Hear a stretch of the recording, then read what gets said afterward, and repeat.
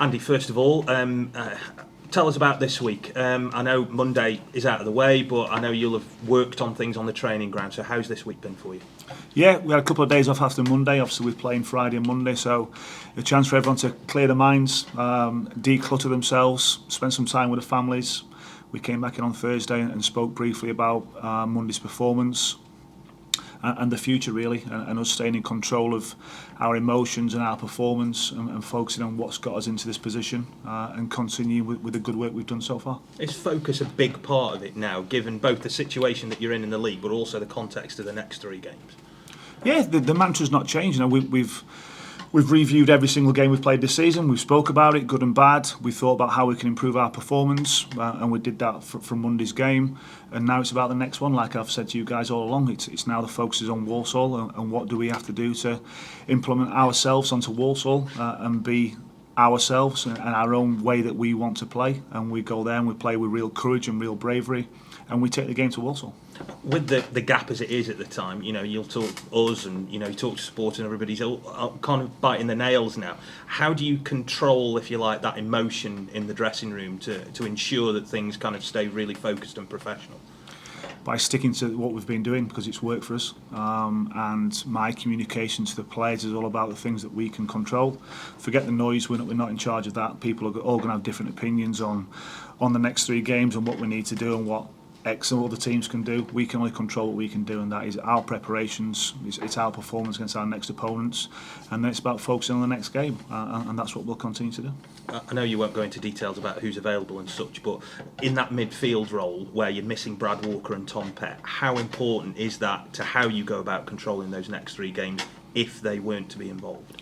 Absolutely, it's a key part of us controlling games, and it's something we spoke about within the debrief of the game, and it's something we spoke about this morning, that we have to utilise our deep midfield play to try and dominate the ball. Otherwise we become something that we're not. We've got into this position by sticking to our own principles about the way that we want to play the game, and it's utilising the outside centre backs and our 6 as well. So it's just reaffirming, it's confirming the messages to the players this morning that we are where we are because of what we're really good at, and stick to those beliefs, keep being brave, keep showing the courage with and without the ball, and we'll keep going forward. You're missing Brad and Tom and Tom Conlon as well, and that is in essence an entire midfield for you as well. So does everybody, like you've always said, have to now step up and fill those gaps, because this is kind of crunch time, isn't it?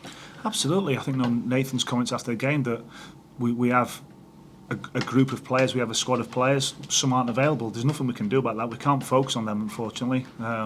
We have to keep making them feel a part of it, and they've got different tasks, but the players who are next in, they have to come in and do the job, and they're ready, they're prepared like they have been. Players are playing out of position. Go and get on with the job. We're going to give you as much support as possibly can. You know what the job's needed. You know what you have to go and do. We've got absolute confidence in every single one of them. So the teammates around them go and believe in each other, go and believe in themselves, and we are a good team. Does it perhaps look like any of those players might give you a bit of good news between now and tomorrow as to how fit they might be? It'll be a short turnaround between now and tomorrow. So listen, we're always thinking about the next one. We've had a good week's preparation. We'll be as strong as we can be. When it comes to, as you've said, about mental preparation now and professionalism and how you physically prepare yourself is one thing. Mentally, how do you keep a check on the players, about the ones who may be in a good place, might be nervous, might be thinking twice about things? So how do you keep a check on that? Through using my ears, my eyes, the staff, years of experience. I had a chat this morning with the senior players, the influence that they've got. They're in the dressing room spending more time with the players than I am, so utilising them and their knowledge and their experience, because they've been in this position before.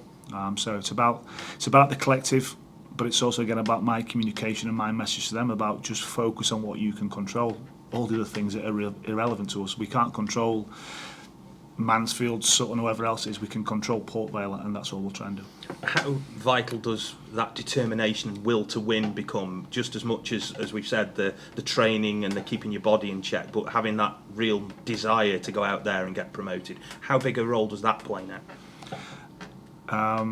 I think this group of players is incredibly motivated and has shown incredible desire throughout the season to get ourselves where we are. The motivation levels are high, as they are at all the other clubs who are challenging as well, so we won't be found wanting for that.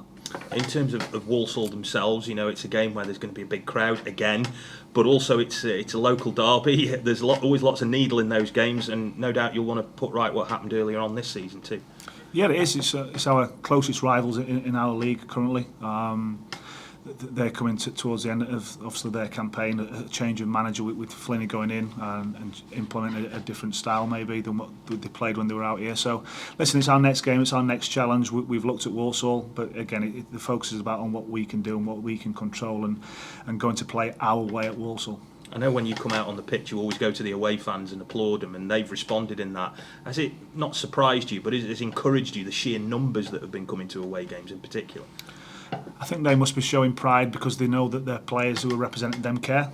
You know, we come and go, players come and go, staff come and go, but the fans are here for life, aren't they? You're born and then suddenly you're wearing a Port Vale baby grow, or you're a season ticket holder, and you've not had a choice in it, but you become a Port Vale fan, and you're that for life. So as long as we're representing them with real pride and showing all the qualities that they would want to show if they could pull on the shirt.